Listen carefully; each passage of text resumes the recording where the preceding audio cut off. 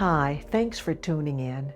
Do you long to be better than you are, to live your best life?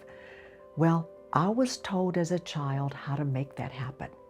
A woman came to my church one Tuesday night and explained to the children in a way that we could understand about God's grace.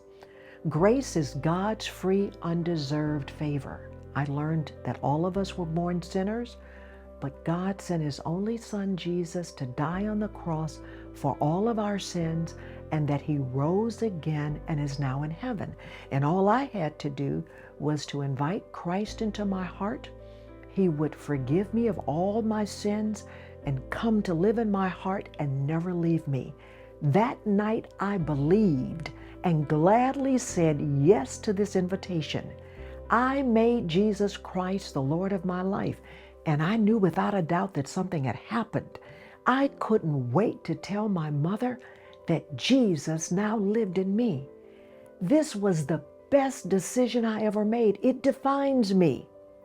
But I recognize that no matter what happens in life, the good or the bad, I must stay steeped in God's grace.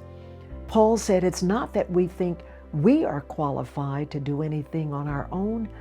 Our qualifications come from God. That's grace. God's grace keeps us humble no matter how smart we are.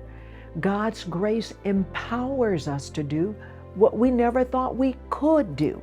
Philippians 4:13 says, I can do everything through Christ who gives me strength. That means whatever God calls us to do, He equips us through His grace to do it. I love it. God's grace, free of charge, gives us a ticket to heaven, a cleansing of all sins, and strength to live an abundant life here on earth. Stay steeped in God's grace. That's the best life. I'm Cheryl Martin.